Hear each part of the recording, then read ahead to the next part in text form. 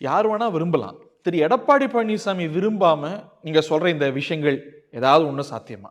எல்லாரும் ஒண்ணு சேர்றது, ஓபிஎஸ் சேர்க்கிறது, திருமதி சசிகலாவை சேர்க்கிறது, தேசிய ஜனநாயக கூட்டணியில சேர்றது, இதெல்லாம் சாத்தியமா? நான் இன்னொன்று சொல்லிடுறேன் இந்த நேரத்தில் உங்களுக்கு சொல்லணும்.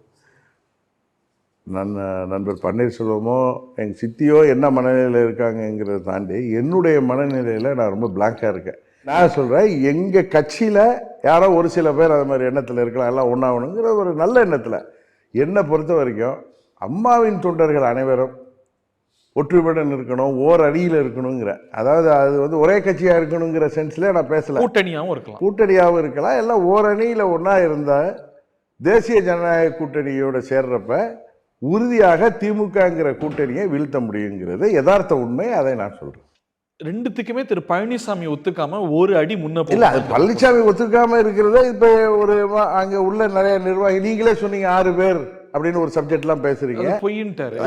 திரு செங்கோட்டையன் அன்றைக்கு சொன்னதாக கூட என்ன இன்டர்வியூ பண்ண ஒரு பத்திரிகையாளர் வந்து பார்த்தோன்னு சொல்லியிருக்காரு.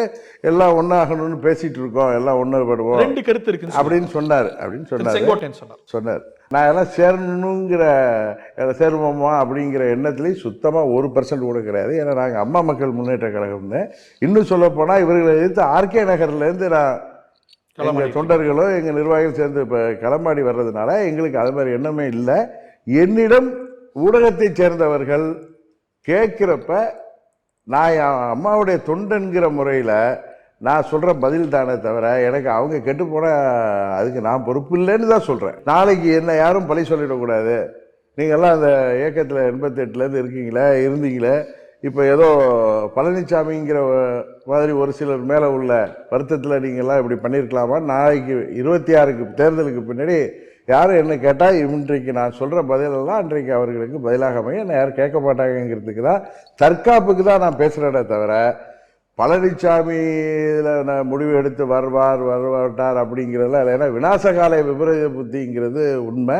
இன்னொரு ஒருத்தர் தான் செய்த தவறுகளுக்கெல்லாம் சொல்லப்போனால் உப்பை தின்றவர் தண்ணி குடிக்கணுங்கிற ஒரு நிலையை நோக்கி பழனிசாமி சென்று கொண்டிருக்கிறார். அதனால தான் இப்படி ஒரு முடிவுகளை எடுக்கிறார். அவருக்கு ஜால்ரா மாதிரி 2-3 பேர் பேசுகிறாங்க. இன்னும் சொல்லப்போனால் அவருக்கு ஆதரவாக ஊதுகுழலாக செயல்படுவது கூட பழனிசாமி செயல்பாடுகளை அவருக்கு நேராக ஒன்று பேசினாலும் அந்தண்ட ஈவன் ஊடக நண்பர்களிடம் கூட அவர்கள் பேசுவதெல்லாம் என்கிட்ட சொல்கிறேன். வெளியில் வந்து என்ன சொல்கிறாங்க, பழனிசாமி போகிற போக்கு சரியில்லை, நாங்கள்லாம் ரொம்ப தவறான பாதையில் போயிட்டுருக்கோன்னு சொல்கிறதா ஊடகத்தை சேர்ந்தவங்க. இப்போ எப்படி திரு செங்கோட்டையன் சொன்னதை ஒருத்தர் சொல்கிற மாதிரி என்கிட்ட கேள்வியே கேட்டாங்க கோயம்புத்தூரில். திரு செங்கோட்டையன் அவர்கள் சொல்கிறாங்களே எல்லாம் ஒன்றாங்க, எனக்கு தெரியாதுங்கன்னு சொன்னேன். அதற்கப்புறம் நான் விசாரித்தப்போ தான் ஊடகத்தை சேர்ந்த நண்பர்கள் என்கிட்ட பேசினேன். இப்போ நீங்கள் ஒன்று சொன்னீங்கன்னா அதுக்கு பேட்டிலாம் முடிஞ்சது கேட்டப்போ அவங்க சொன்னாங்க, நான் இன்டர்வியூ கேட்குறப்ப அவர் சொன்னாருங்க அப்படின்னு சொல்லி. சிலர் உங்களோட தொடர்பில் இருக்காங்கல்ல? யாரோட? உங்களோட. என்னோட நேரடியாக யாரும் இல்லைங்க, என்னோட நேரடியாக நான் யாரோடையும் தொடர்பில் இல்லை. எங்கள் கட்சியில் உள்ள நிர்வாகிகளோட பல பேர் பல இடங்களில் சந்திக்கிறப்ப தொடர்பில் இருக்காங்க.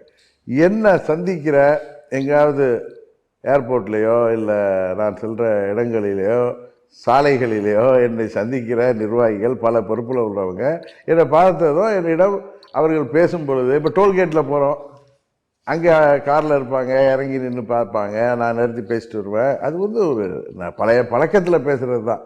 அதுக்காக அவங்க ஒன்று என்னோட காரில் ஏறிட்டு வந்துடுவாங்க கட்சிக்குன்னு சொல்ல. அவர்கள் சொல்வது இது போல் பல தரப்பு நண்பர்கள் சொல்வது, ஊடகத்தை சேர்ந்தவர்கள் சொல்வது, நீங்கள் தானே உங்களுக்கு தானே எல்லா இடத்துல நடக்கிறது தெரியும். 26 வரைக்கும் அவர் சொல்வது தான் சாசனம். அதிமுக நான் சொல்றது ஒரு லிமிட். 26 சட்டமன்ற பொது தேர்தல் முடிவு வர மாற்றம் வரலாமா? அதுக்கு முன்னாடி மாற்றங்கள் வர்றதுக்கான வாய்ப்புகள் இருக்கு. இல்லை, அறிகுறி செல்ல வாய்ப்புகள் இருக்குன்னு நான் சொல்றேன். உடனே அறிகுறினா என்ன அறிகுறின்னு கேட்பீங்க. வாய்ப்புகள் இருக்கலாம் என்று நம்புகிறேன் அப்படின்னு, வாய்ப்புகள் வரலாம் அப்படின்னு நான் கேள்விப்படுற செய்திகளை வைத்து நினைக்கிறேன். அவ்வளோதான். அவரோட நிலைப்பாடு இந்த விஷயத்துலையும் தெரியும். தேசிய ஜனநாயக கூட்டணியில் அதிமுக வரணும் அப்படிங்கிறீங்க, அதெல்லாம் நடக்கிற காரியமா? அது இருந்தவங்க தானே அவங்க.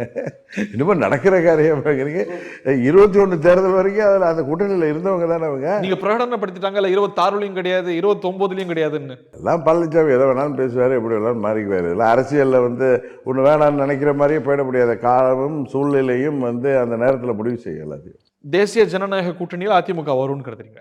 நான் வரும் அப்படிங்கிறது நம்புகிறேன். நம்புறேன். எனக்கு ஏன்னா அங்க உள்ள மெஜாரிட்டி ஆஃப் த தொண்டர்களுடைய நிர்வாகிகளுடைய மனநிலையை வைத்து சொல்கிறேன். அவங்களுக்கு என்ன மனநிலை இருந்தாலும் அந்த கட்சியில முடிவெடுப்பவர் பொதுச் செயலாளர். இல்லை நீங்க எப்படி கேட்டாலும் அதற்கு வருவதற்கான வாய்ப்புகள் அதிகமாக இருப்பதாகத்தான் நான் நம்புகிறேன் அப்படின்னு சொல்றேன். 26 26 ஓ, எடப்பாடி பழனிசாமி தலைமையிலான அதிமுக. இல்லை அம்மாவுடைய அதிமுக இன்றைக்கு அந்த கட்சி தேசிய ஜனநாயக கூட்டணியில் வரும் என்ற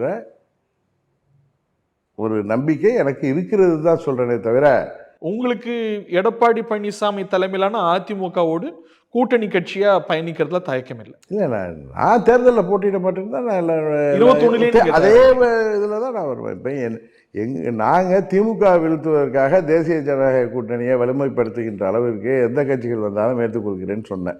திமுகவை விரும்பாத, திமுகவை எதிர்க்கின்ற எல்லா கட்சிகளுமே தேசிய ஜனநாயக கூட்டணி தான் ஒரு வலிமையான கூட்டணி, அதற்கு அந்த கூட்டணியில் சேர்ந்து திமுகவை வீழ்த்துவதற்கு நீங்கள் அனைவரும் தேர்தலில் 26 தேர்தலுக்கு வர வேண்டும்னு சொல்கிறேன்.